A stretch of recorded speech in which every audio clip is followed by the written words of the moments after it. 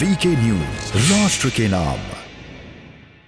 नमस्कार, स्वागत है आपका वीके न्यूज में। देश में इन दिनों रेड की चर्चा खूब हो रही है। स्कूटर का इस्तेमाल करने वाले और हवाई चप्पल पहनने वाले के घर से इतने रुपए मिले कि मशीनें तक हाँफने लगी। जी हाँ, पीयूष जैन के घर की दीवार पर जैसे ही हथौड़ा चला, नोटों की बारिश शुरू हो गई। ऐसा लग रहा था जैसे कई दिनों से नोट बाहर आने को बेताब थे।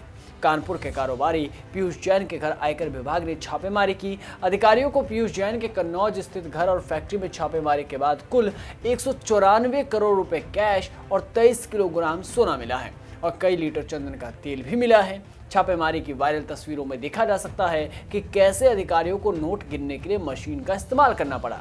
अब खास बात यह है कि घर में करोड़ों रुपए रखने वाले पीयूष जैन को कन्नौज में बेहद ही सादगी के लिए जाना जाता है, इसलिए लोगों के लिए यकीन करना तक मुश्किल था कि पीयूष के घर से इतनी दौलत मिलेगी कि मनी हाइस्ट वाले भी एक सीजन यहाँ तैयार कर ले। खैर, पीयूष जैन के बारे में बताया जा रहा है कि उन्होंने परफ्यूम बनाने की कला अपने पिता से सीखी थी, जो पेशे से केमिस्ट थे।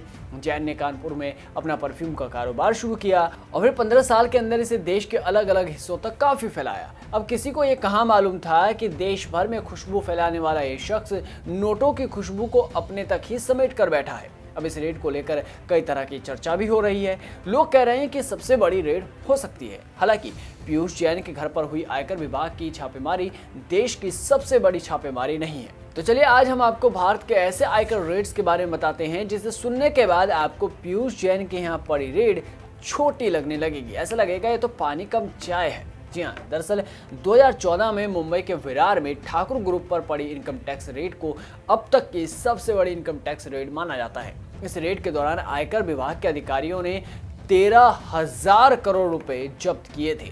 इस ग्रुप के मालिक महाराष्ट्र के पूर्व विधायक हितेंद्र ठाकुर थे। एक समय हितेंद्र टाडा में जेल भी जा चुके थे। हितेंद्र ठाकुर दाऊद इब्राहिम के पूर्व साथी जयेंद्र ठाकुर और भाई ठाकुर के बड़े भाई थे।